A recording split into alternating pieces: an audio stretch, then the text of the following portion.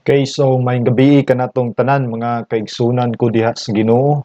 Welcome back sa atong Bible study diha sa YouTube, bisan pa diha sa Facebook. Padayon ta sa pagtuon diha sa pulong sa Ginoo, ilabi na sa the doctrine of God. Nanata karon sa pagtuon sa Ginoo, the aseity of God. Ug mao ni atong tan-awon karon sa pagtuon sa pulong sa Ginoo kay diha sa pag-entertain ug mga sayop nga pangunahuna batok sa Dios is one aspect of idolatry that the Bible condemns. Mao na nga importante kayo ni nga kinahanglan nga sakto gyud ang atong pagunahuna mahitungod sa Dios ug kini gyud grounded, rooted diha sa Biblia because God revealed Himself in the Scriptures. But before ta moadto sa unahan, let us sing to the Lord one hymn before ta nga moadto sa pagpadayon nini. We will sing to the Lord, Trust and Obey.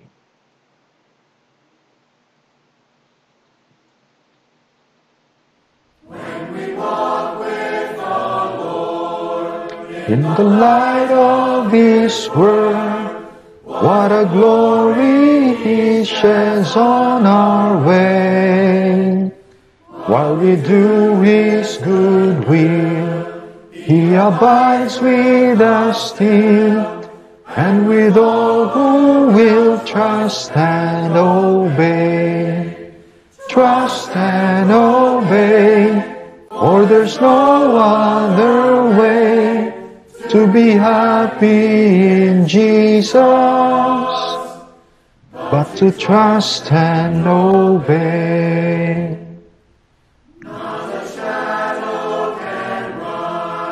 Not a cloud in the skies, but His smile quickly drives it away. Not a doubt or a fear, not a sign or a tear can abide while we trust and obey.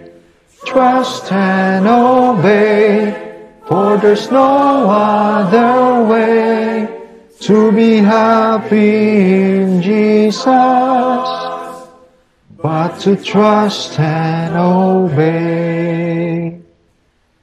Not a burden we bear, not a sorrow we share, but our toil He doth richly repay. Not a grief or a loss, not a frown or a cross, but is blessed if we trust and obey.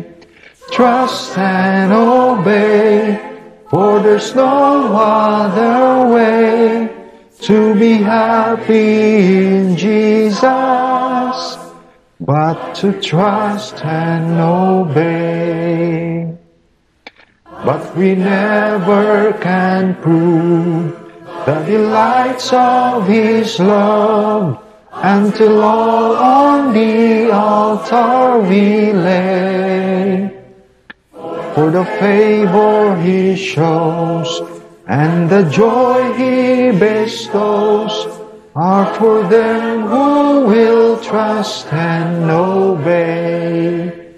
Trust and obey, for there's no other way to be happy in Jesus,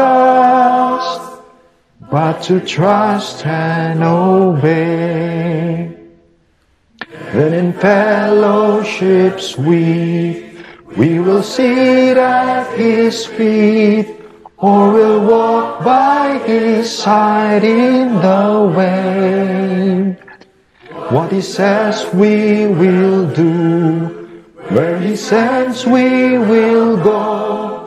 Never fear, only trust and obey. Trust and obey, for there's no other way to be happy in Jesus, but to trust and obey.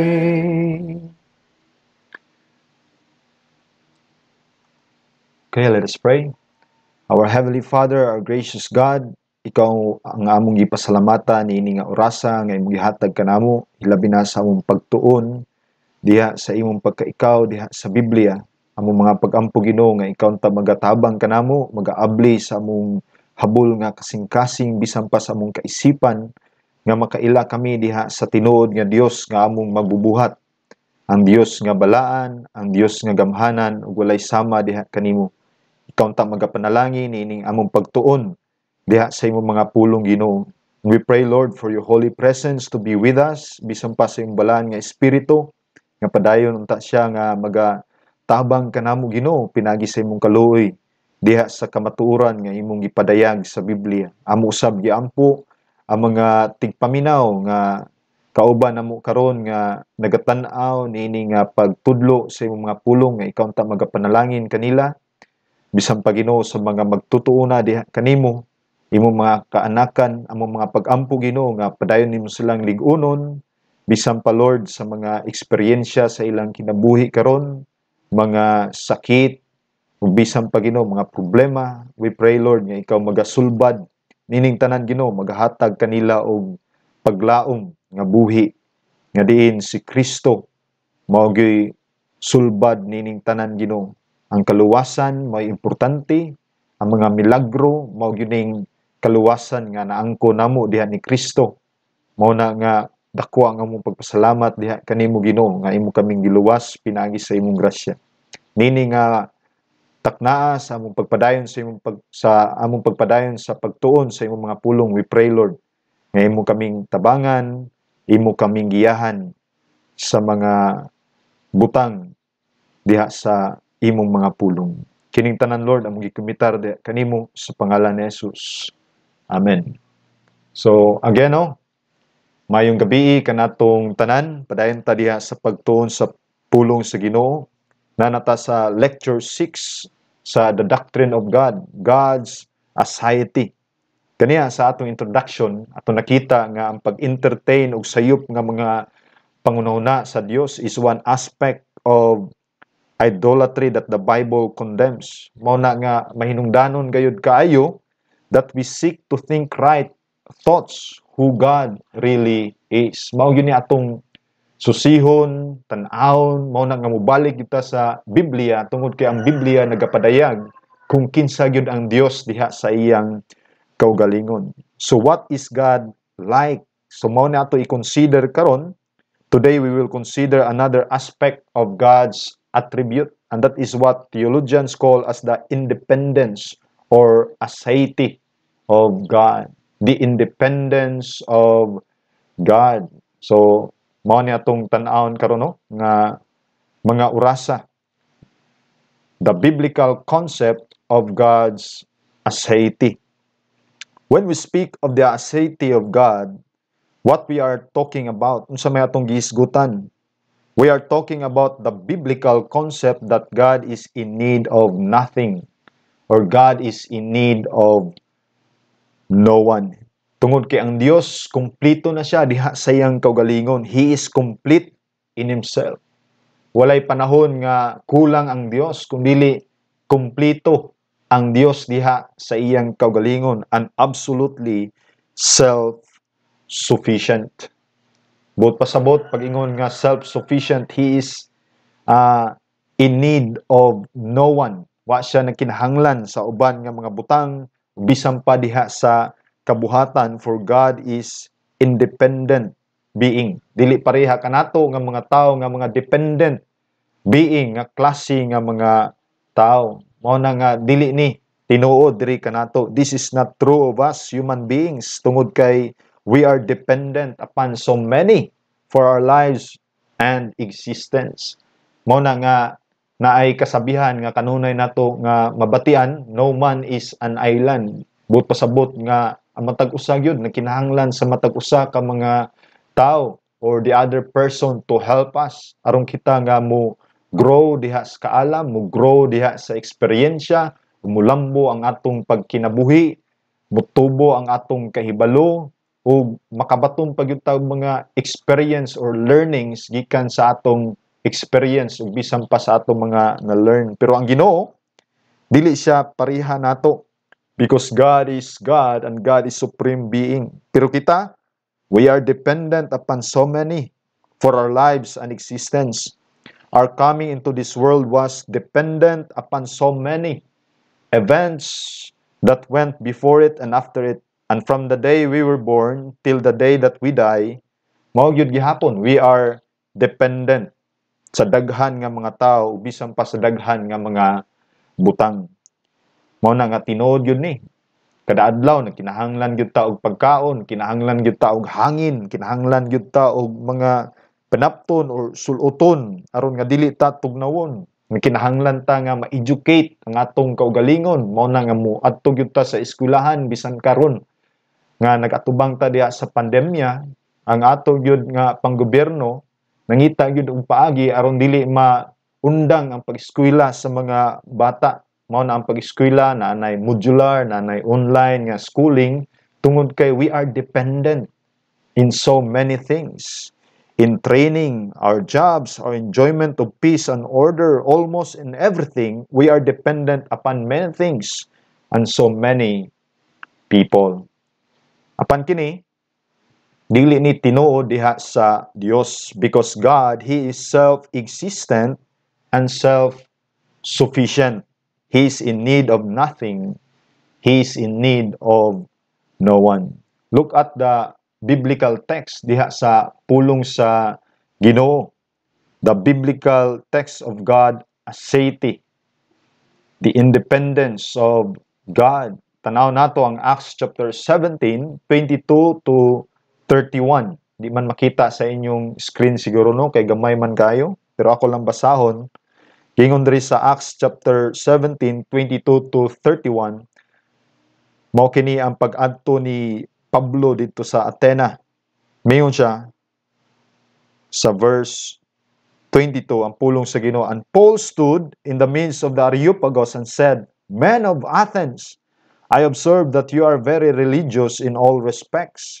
For while I was passing through and examining the objects of your worship, I also found an altar with this inscription, to an unknown God. What therefore you worship in ignorance, this I proclaim to you, the God who made the world and all things in it, since He is Lord of heaven and earth, does not dwell in temples made with hands. Unsa gingon ni Paul sa iyang pagwali dito sa Athena? The God who made the world and all things in it, since He is Lord of heaven and earth, does not dwell in temples made with hands. Wa siya nagpuyo diya sa mga templo nga binuhat sa kamot sa tao.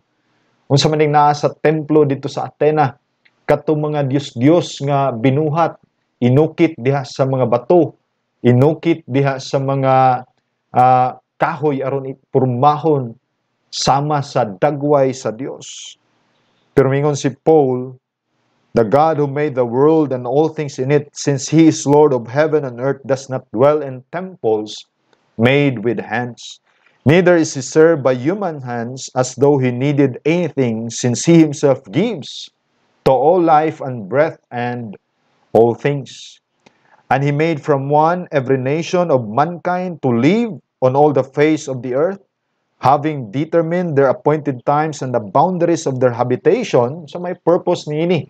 Verse 27, that they should seek God, if perhaps they might grope for Him and find Him, though He is not far from each one of us. Ipakita ni Apostle Paul that God, in the affairs of man, naagyod ang Ginoo. Wa siya nag-create sa kalibutan and then iya kining gipasagdan sa paglihok sa iyang kaugalingon, kung dili ang Ginoo is always involved, in control, even in the affairs of man. For God is sovereign. God is Lord over all His creation. Verse 28, padayon si Paul mingon, for in Him we live and exist, as even some of your own poets have said, for we also are His offspring. Being then the offspring of God, We ought not to think that the divine nature is like gold or silver or stone, an image formed by the art and thought of man.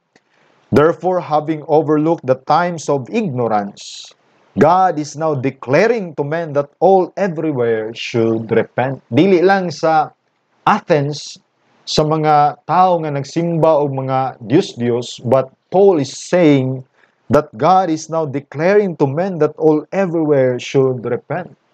Tungod kay kining pagsimba og Diyos-Diyos, pagsimba og mga linukit nga mga larawan is a sign of ignorance. Monas Pablo mingon, therefore having overlooked the times of ignorance, God is now declaring to all men that all everywhere should repent. Now if we ask Paul, nga naman Paul, nganong kinahanglan man mi nga mag-repent niini, maghinulsol niini pagsimba og mga linukit nga mga larawan, mga Diyos-Diyos. Why? Look at verse 31. Because he has fixed a day in which he will judge the world in righteousness. Pinagi kang kinsaman through a man whom he has appointed, having furnished proof to all men by raising him from the dead. Kinsa maning nabanhaw gikan sa kamatayon. Kinsa maning Dios nga nahimong tao. His name is Jesus. The Lord Jesus will judge those who practice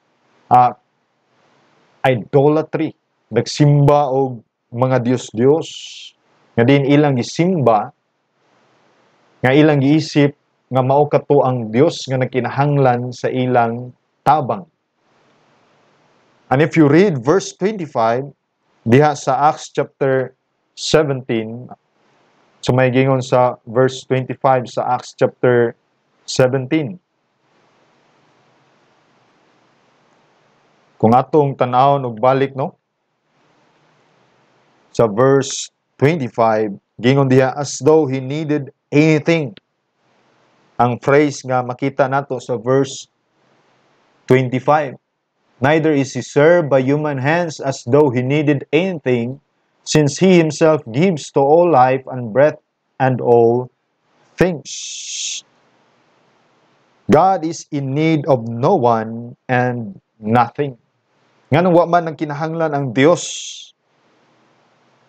God is in need of no one and nothing. And why? Naitulo ka mga butang nga atong pagatan-aon, mga kaigsunan. Because first, God is the creator of everything. Di ba sa verse 24? Gingon man diya sa verse 24, kung inyong basahon, the God who made the world and all things in it, since he is Lord of heaven and earth, does not dwell in temples made with hands. Neither is he served by human hands as though he needed anything, since he himself gives to all life and breath and all things. He is the creator of everything, the God who made the world and all things in it. Everything you see and even cannot see, God created. Ang tanan nga wala nimo nakit-an ug nakita karon ang Dios mo'y nagbuhat niini. Dili nato makit-an ang hangin, but we believe nga na ang hangin.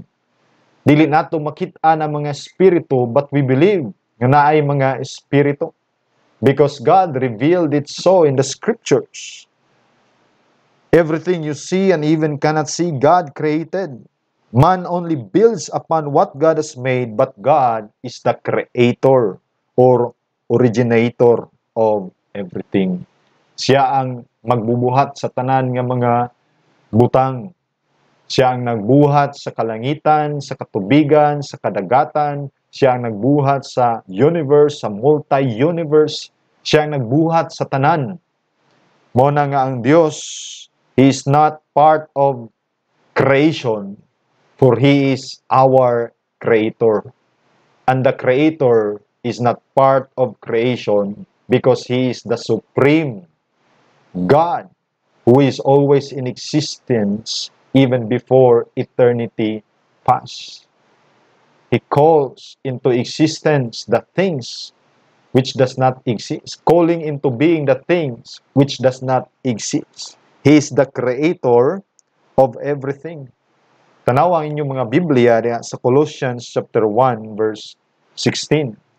Kumato ta sa Colossians chapter 1 verse 16, it refers to the Lord Jesus Christ, who is God in the flesh. Dios nga nahimong tao, namatay dito sa cross sa Kalbaryo ug nabanhaw tungod kay kadto nagpakita that death cannot hold him because Christ is the Prince of life.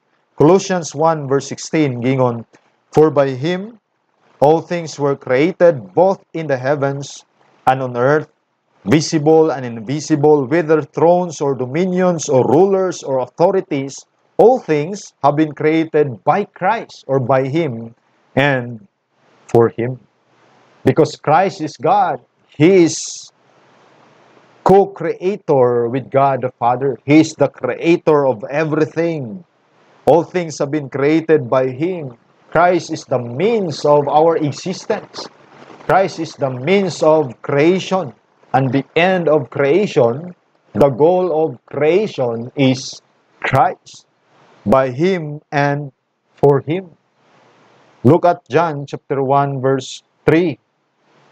All things came into being by him, and apart from him, nothing came into being that has come into being. That's why we worship Christ, because Christ is God. Christ is the creator over all things. Kauban sila sa Dios Amahan, bisan pa ang balaan nga Espiritu in eternity past. We believe that there is one God, and yet naglungtad diha sa tulo ka persona. Not in three revelations, as though some might think that God the Father is also God the Son, and God the Son is also God the Father, and God the Father is also God the Holy Spirit. No, we believe that God is one in a sense that what the Scriptures revealed of God, that God is in three persons. God the Father, God the Son, and God the Holy Spirit, and they are one God who created everything. But another foundation of God as deity is that God is the giver of everything. Sa verse 25b, sa atong gibasa ganiya sa Acts, since He Himself gives to all life and breath and all things. Mao na ang giwali ni Pablo dito, no? Sa verse 25, neither is he served by human hands as though he needed anything, since he himself gives to all life and breath and all things. Ang atong kinabuhi adunay kalambigitan diha sa nagluntad ang daan. Ang atong gininhawa adunay kalambigitan sa pagpadayon sa paglungtad. Mao na nga kinahanglan gyud ta nga muginhawa, kinahanglan gyud ta nga mukaon aron ta nga mabuhi.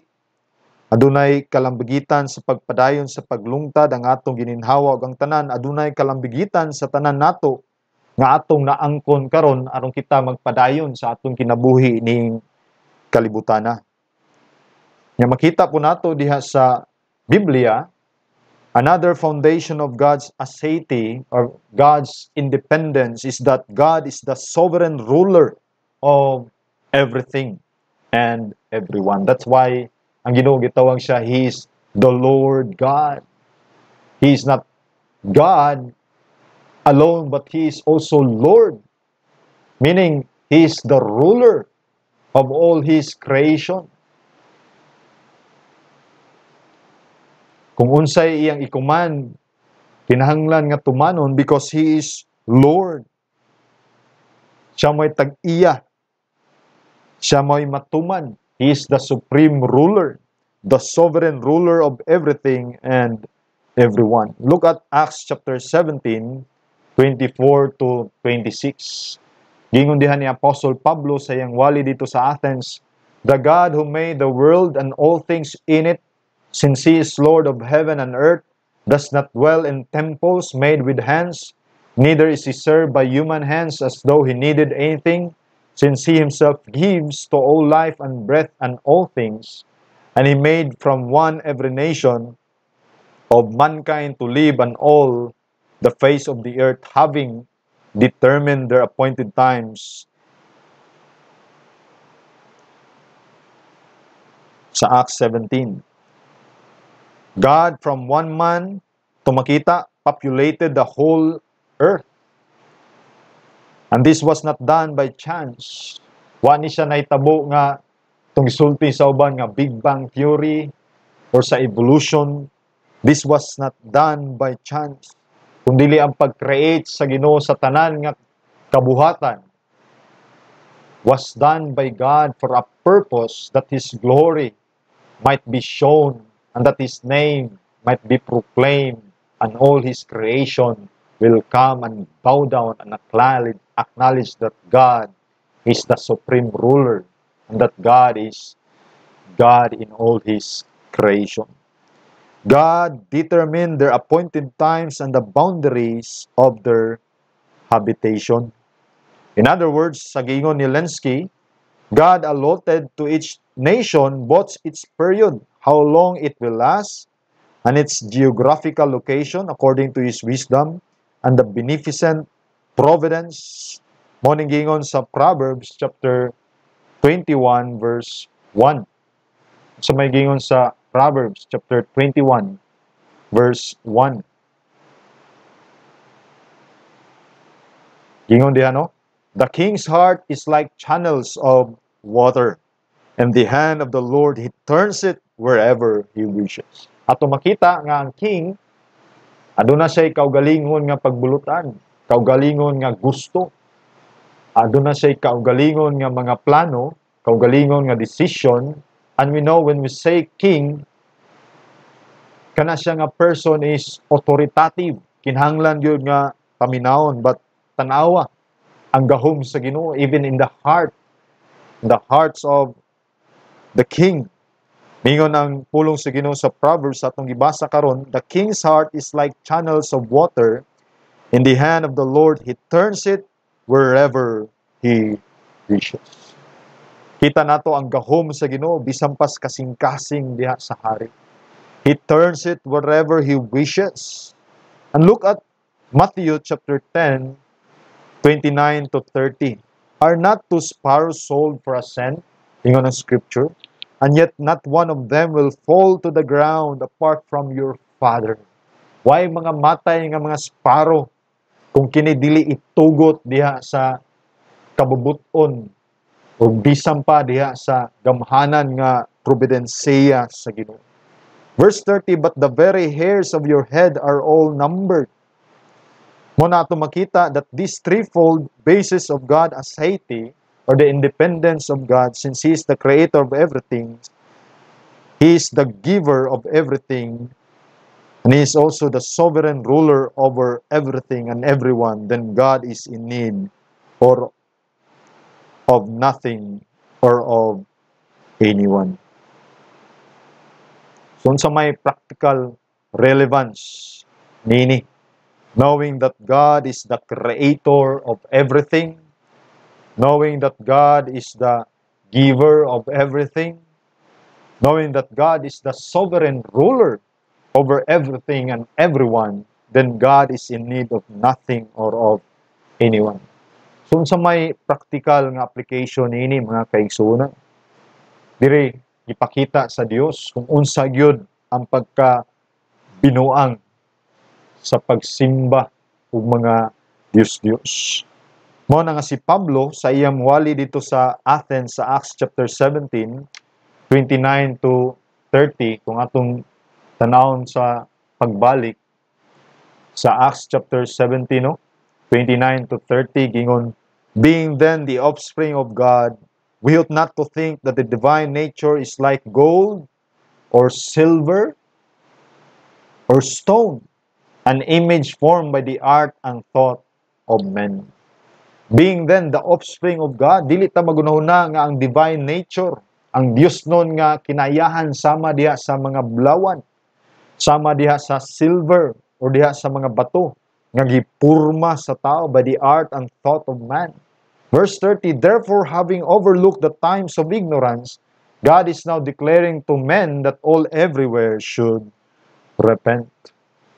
Gipakita diya sa Biblia that all human beings are in a sense God's children because we derive our existence from God. God is our creator.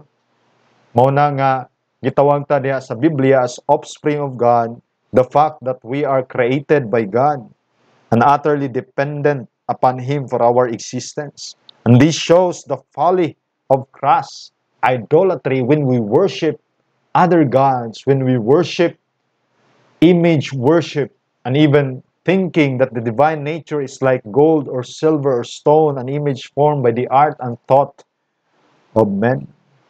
If God created everything and everyone, then how can God ever be presented or venerated by something that man himself cannot created?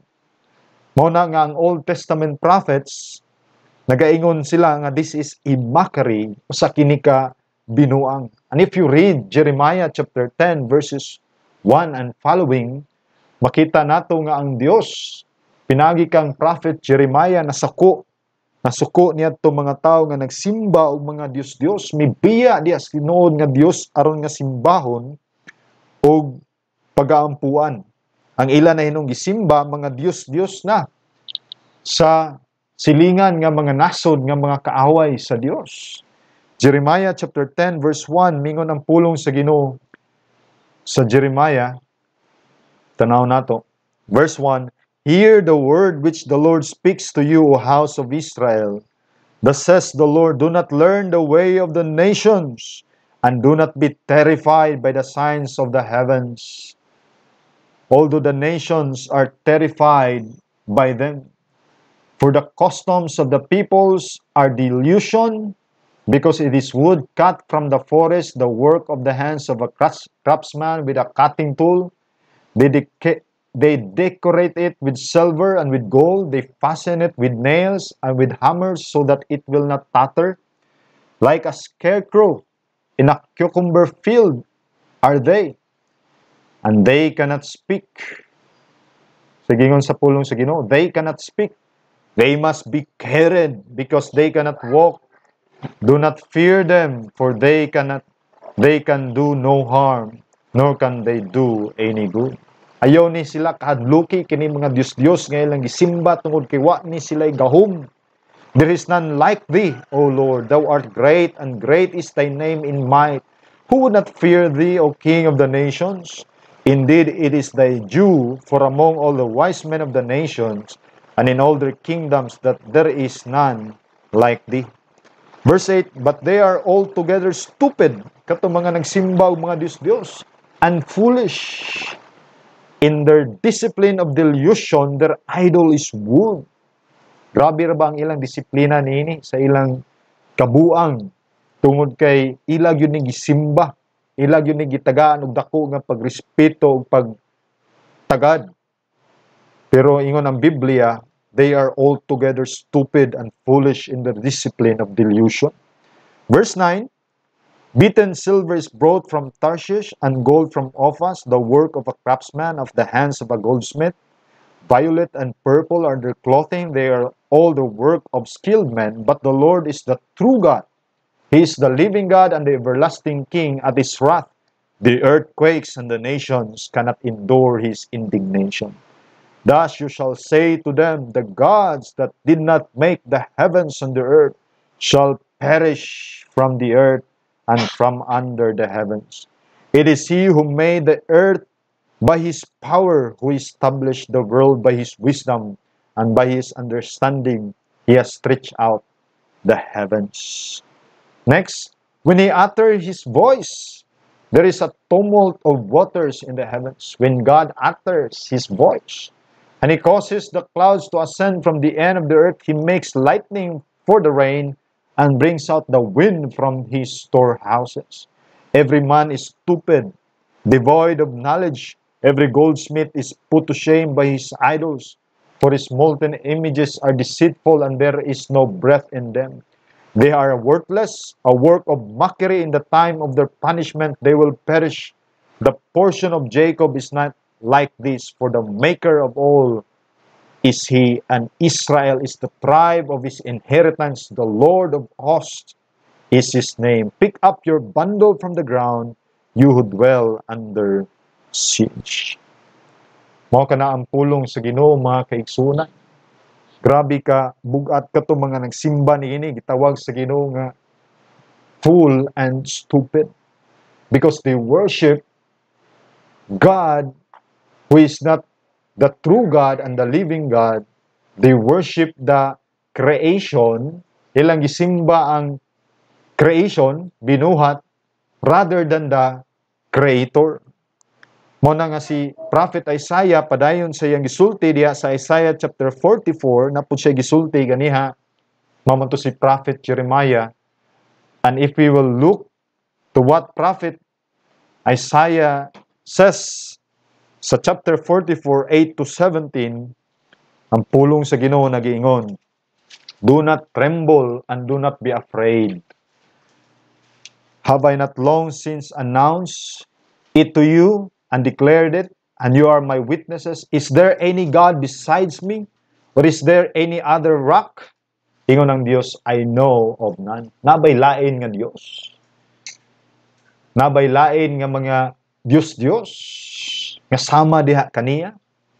Ingon ng Ginoo, I know of none.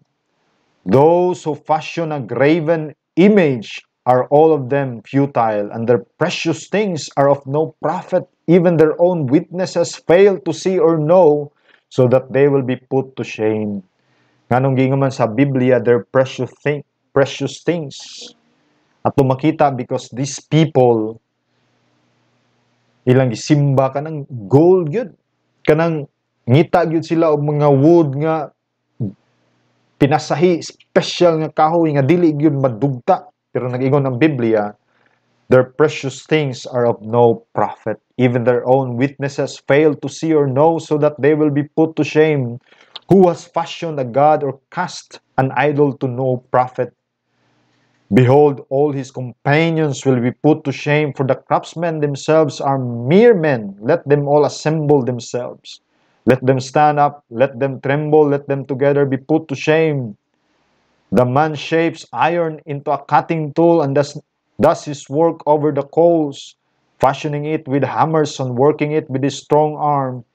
He also gets hungry and his strength fails. He drinks no water and becomes weary. Another shapes wood. He extends a measuring line. He outlines it with red chalk. He works it with planes and outlines it with a compass and makes it like the form of a man, like the beauty of a man, so that it may sit in a house. Surely he cuts cedars for himself and takes a cypress or an oak and raises it for himself among the trees of the forest. He plants a fir, and the rain makes it grow. Then it becomes something for a man to burn. So he takes one of them and warms himself. He also makes a fire to bake bread. He also makes a god and worships it. He makes it a graven image and falls down before it. Half of it, ingon sa verse 16, he burns in the fire. Over this half, he eats meat as he roasts a roast and is satisfied. He also warms himself and says, Aha, I am warm. I have seen the fire.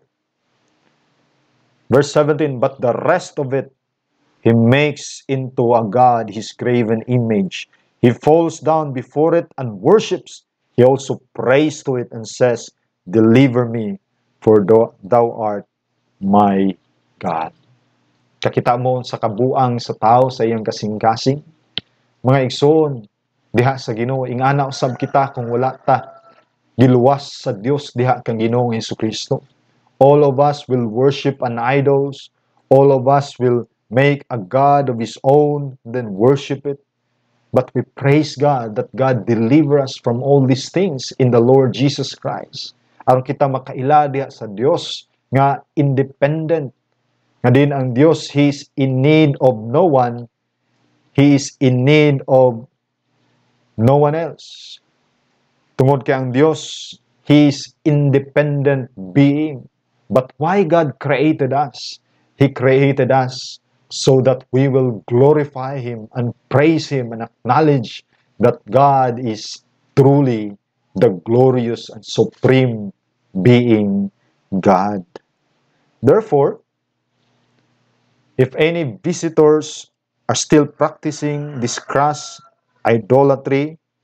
Nagsimba diha sa mga bato, nagsimba diha sa mga kahoy, nga ilang gipurma og imahe nga sama sa Dios. Igsoon, pag hinulsol nini nga klase sa sala. Tungod kay wa gyud tay makita diha sa scriptures, bisan pa sa mga apostles nga nagsimba sila diha sa mga larawan nga binuhat sa tao. Even in the Old Testament, wa gyud tay makita diha sa pulong sa Ginoo nga nag-ingon ang Ginoo ngadto kang Moses nga, Moses, paghimo og akong dagway aron mga tawo mosimba diri kanako, pinaagi niya nga dagwaya. No, because God is spirit. God is spirit and truth. Those who worship Him must worship in the spirit and in truth. Moreover, kita nga mga tinuod nga magtutuo diha ni Kristo, kung tinuod yun ta nga zealous diha sa dungog ug himaya sa Dios, sama ni Apostle Pablo, then we must speak openly against this crass idolatry, for that is an insult to God. And there can be no true worship of God unless people understand who God really is. Daghan kayo sa atong panahon karon nga nagsimba og lain-lain nga mga Dios, but we worship the God of heaven, the God who revealed Himself in the person of the Lord Jesus Christ. That is why si Pablo sa iyang preaching, nini nga mga tao nga naa dito sa Athens, iyag yung gilid sila ngadto sa tinuod nga Dios nga angayan sa pagsimba. Kinsa man ni nga Dios?